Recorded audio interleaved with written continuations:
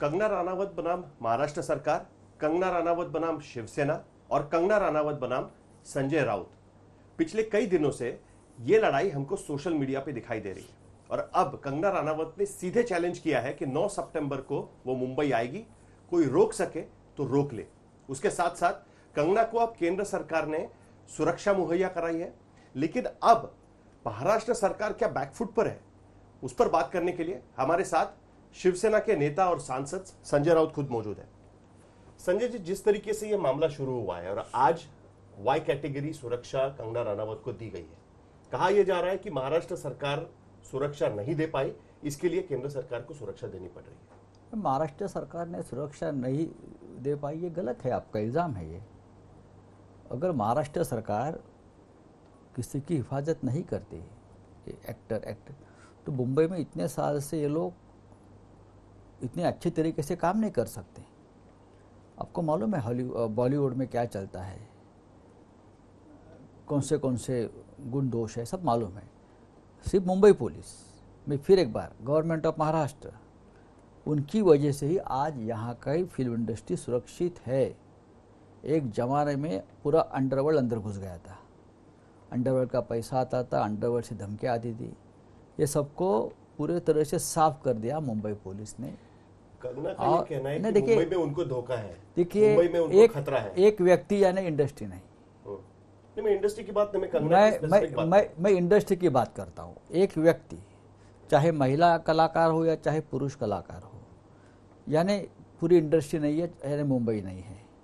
चाहे फिर देखिए, इंडस्ट्री बहुत बड़ी है, फिल्म इंडस्ट्री है, 150 साल का 100 साल का इतिहास है, दादा साहब फाल्के से अब तक बच्चन साहब तक। किसी ने इस तरह की शिकायत अब तक की नहीं है मुंबई पुलिस के बारे में। तो कंगना और सभी ये जो है, कंगना ये कह रही है कि वो ड्रग पेडलर्स को, जो ड्रग इंडस्ट्री को बाहर निकालना चाहती है, बॉलीवुड में जो घुसी हुई है, उसके वजह से उनको खतरा है और उसके वजह से देखिए, मैं वापस से बोलूँगा, मैं एक व्यक्ति का अगर आरोप है, कोई किसी का आरोप है, तो उसने जाकर अपने पास जो एविडेंस है वो जाकर पुलिस से मिलना चाहिए। अगर आपके पास और एविडेंस है, आप मुंबई पुलिस को नहीं देना चाहते, तो आप और भी एजेंसीज है, आपके हिमाचल प्रदेश में जाइए, आप उड़ीसा में जाइए, जहाँ से लोग आते हैं, आप अपने अपने राज्य में जाकर बता सकते। जैसे बिहार की पुलिस यहाँ जांच को आई थी एक केस में, लोग तो आते हैं यहाँ। आप देखो कि वो कानपुर में इनकाउंटर हो गया, वहाँ के पूरे जो गुनहगार थे मुंबई में पकड़े गए, मुंबई पुलिस ने पूरा सहयोग किया। लेकिन आपके पास अगर कुछ है इंफॉर्मेशन, तो आपको दिल्ली में जाकर दीजिए। आप तो भारतीय जनता पार्टी के साथ आपके अच्छे रिश्ते हैं, सरकार के साथ आप दे सकते हैं। इस देश में, मैं मुंबई की बात नहीं करता हूँ ना, राज्य की बात करूँगा, पूरे देश में अगर कहीं भी गलत काम हो रहा है और एक हम नागरिक है, इस देश के जागरूक नागरिक है, तो मेरा कर्तव्य बनता है। नहीं, लेकिन आपने धमकी दी, इसके लिए उनको लग रहा है कि मुझे डर है। आपने मैंने उसकी वजह से उनको लग रहा है कि ये डर है। आपने कहा कि आप यहाँ पर मत आइए। नहीं, देखो, मैंने धमकी दी, ये ऑन रिकॉर्ड कहाँ होगा तो मुझे बता देना। अगर आप एक माहौल बनाना चाहते हैं, उसकी राजनीति कुछ लोग करना चाहते हैं, पॉलिटिकल पार्टी, उस पॉलिटिकल पार्टी का आईटी सेल मेरे खिलाफ एक माहौल बनाना चाहता है, तो मैं उसको धन्यवाद और अभिनंदन करता हूँ। आप करते रहिए। 2 स्टेटमेंट्स आपके बताता हूँ। पहला स्टेटमेंट ये है जो कहा जा रहा है कि एक तो आपने कहा कि अगर ऐसा ही है तो आपको यहाँ आने की जरूरत नहीं है, आप मुंबई के बाहर चले जाइए, वो एक हो गया पहला स्टेटमेंट। दूसरे स्टेटमेंट में आपने सीधे सीधे कहा कि हरामखोर। देखो, पहली स्टेटमेंट की बात है कि कंगना जी बोलती है कि मैंने उनको कहा कि आप मुंबई में मत आइए। आप समझ लीजिए, मैंने ये किस सिलसिले में कहा है। मुझे पूछा कि कंगना राणावत ये कहती है कि मुझे मुंबई पुलिस के ऊपर विश्वास नहीं है, मुंबई पुलिस क्या माफिया है या मूवी माफिया, ऐसे कुछ उसने एक बोला, ये ठीक नहीं। आप मुंबई पुलिस के साथ इस तरह से इस भाषा का इस्तेमाल करना, कंगना नहीं, कोई भी हो, अगर मैं हूँ, मुंबई के लोग हो, फिर ये भी मैं ये कहूँगा कि आप मुंबई पुलिस या किसी भी राज्य के पुलिस के ऊपर इस प्रकार से आप अविश्वास नहीं दिखा सकते। ये मुंबई की बात नहीं है, चाहे कलकत्ता हो, चाहे अहमदाबाद हो, चाहे सूरत हो, चाहे बेंगलोर हो, मैं पूरे पुलिस फोर्स की मॉरल की बात कर रहा हूँ। कई फिल्म स्टार्स पहले कह चुके हैं कि हमको भारत में डर लगता है, खतरे का माहौल। तो आप देखा ना, उस वक्त भी हमने कितने बड़े बड़े आंदोलन किए हैं ना। देखो, मुझे तो मालूम है कि शाहरुख खान की एक बात इस मामले में आई थी, आमिर खान की पत्नी की बात आई थी, उस वक्त भी हमारा यही रवैया था। आप चेक कर सकते हैं ऑन रिकॉर्ड, हमने हमारा स्टैंड बदला नहीं। मेरी पार्टी शिवसेना, मेरी पार्टी के नेता चाहे बाला साहब ठाकरे हो चाहे उद्धव ठाकरे हो, हमने कभी इस ऐसे विषय में हमारा स्टैंड कभी नहीं बदला। लेकिन आपने एक महिला कलाकार के बारे में जो शब्द का इस्तेमाल किया, आपसे आपके जो डिफरेंसेस हो सकते हैं, लेकिन जो शब्द का इस्तेमाल किया, मेरा कोई डिफरेंसेस नहीं। ठीक है, आपने जो शब्द का इस्तेमाल किया उसको लेकर भी उसने ट्वीट किया है कि इस तरीके के शब्द का इस्तेमाल करना। अगर आप किसी विषय की राजनीति करना चाहते हो या क्या बोलते हैं आप आपकी भाषा में कोई एक अलग से माहौल बनाना चाहते हो, तो किसी भी भाषा शब्द का कोई भी अर्थ निकाल सकता है। हमारे महाराष्ट्र में हम जब बात करते हैं तो हम तू हरामखोर है, यानी तू बहुत नॉटी है, नॉटी, और दूसरा है कि बेईमान है। हमारे यहाँ तो आप क्या बोल रहे थे, नॉटी या बेईमान? दोनों है। नॉटी, देखो वो नॉटी गर्ल है मेरे हिसाब से, हमेशा इस प्रकार की क्या बोलता है मजाक वो करती है, मैं देखा है, मैं पढ़ता हूँ। और दूसरी है कि अगर मुंबई के बारे में, आप मुंबई में रहते हो, कोई भी व्यक्ति मुंबई में रहती है, मुंबई देश में अगर देश के साथ इस प्रकार से कोई व्यवहार कर, मैं बोलता हूँ, हम लोग बोलते हैं अरे ये तो बेईमान है। नहीं तो शब्द का इस्तेमाल, मुझे लगता है, मुझे हमारी भाषा में मैंने बेईमान कहा। अगर आप किसी, देखिए अगर कंगना जी किसी और शहर में जाकर काम करती, बेंगलोर हो, चेन्नई हो, बड़ौदा हो, और गुजरात के और शहर हो या कलकत्ता हो, और वहाँ के पुलिस के बारे में, वहाँ के सिस्टम के बारे में इस प्रकार की भाषा का प्रयोग अगर वो करते, तो वहाँ के लोग भी उनके भाषा में उनको नहीं, तो आपने तो उसको मौका दे दिया ना। अब तो वो सीधे आपको चैलेंज करिए कि मैं आती हूँ 9 तारीख को, आपको जो करना है कर लीजिए। वो चैलेंज का मतलब क्या होता है हमें मालूम है, चैलेंज किस आधार पर दिया जाता है ये भी मुझे मालूम है, चैलेंज के पीछे का असली आवाज किसका है ये भी हमें मालूम है। तो मैं मानता हूँ, किसका आवाज है आपको? मैं ये मानता हूँ कि अगर कंगना जी ने कहा है कि मैं आऊंगी, हमने तो उनको कभी रोका नहीं था। वो खुद बोलते हैं मेरा विश्वास नहीं है, तो विश्वास नहीं है तो ऐसे अविश्वास के माहौल में आप यहाँ क्यों आती है, ये कहना गलत है तो मुझे बताइए। तो केंद्र सरकार की सुरक्षा लेके आ रही है उनका अगर अगर उनका आप मुंबई में रहते हो और कोई व्यक्ति का सिर्फ केंद्र सरकार के ऊपर विश्वास है और महाराष्ट्र के खिलाफ कोई अभद्र टिप्पणी करता है और उसको केंद्र सरकार सुरक्षा देती है, तो ये महाराष्ट्र सरकार की जनता राज्य की जनता देख लेंगी। माहौल ये बन रहा है जैसे अगर हम इससे पहले का मामला देखें तो अब ड्रग रैकेट निकल कर आ रहा है, एनसीबी इस मामले में लगातार अरेस्ट कर रही है। सवाल ये उठता है कि ये मुंबई पुलिस क्यों नहीं कर पाई? मुंबई पुलिस के पास भी केस था, तो ये मुंबई पुलिस क्यों नहीं कर पाई? इस बारे में मुंबई पुलिस जवाब देगी। मैं मुंबई पुलिस का मुखिया नहीं। आप सरकार तो है, आप उनका समर्थन कर। मैं सरकार में नहीं हूँ, सरकार चलाने वाले जो है वो एक अलग यंत्रणा काम करती है। आपकी पार्टी सरकार में है। मेरी पार्टी, अभी अंदर पार्टी में मंत्री क्या निर्णय लेता है, मंत्री के साथ कौन काम करता है, पुलिस डिपार्टमेंट, पुलिस, आप ये सभी प्रश्नों के जो सवाल जवाब है, एक तो आप गृह मंत्री से पूछ सकते हो जो पुलिस दल के सबसे बड़े मुखिया प्रमुख है, मुंबई पुलिस कमिश्नर से, यहाँ भी एक नारकोटिक सेल है उससे बात कर सकते हो।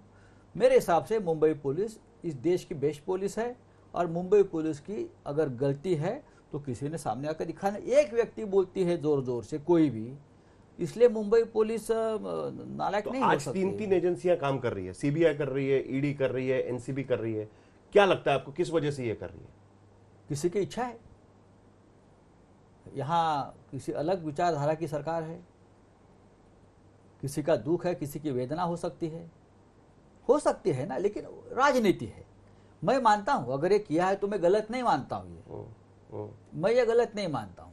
जब पुराने वाले सरकार, पार्टी की सरकार थी, तब भी इस प्रकार के इंसिडेंट और राज्य में हो गए। मुझे मालूम है कि सेंट्रल एजेंसी का गलत इस्तेमाल राजनीति में किया जाता है। ये आज की बात है क्या?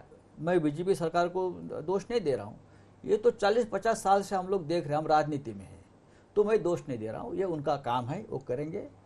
मुझे लगता है राज्य सरकार जो हमारी है वो पूरी साफ सुथरी होकर उस अग्नि परीक्षा से बाहर निकलेगी। तो कंगना वाला विवाद अब खत्म हो गया है? 9 तारीख को आप विरोध नहीं करेंगे? मैं देखो, वो अभी चैलेंज कर रही है आपको कि रोक सके तो रोक लो, मैं आती हूँ। मैं आपको बताता हूँ, ये आप वापस गलत, आप एक बयान आपका है कि ये कंगना राणावत वर्सेस संजय राउत, ऐसा नहीं है।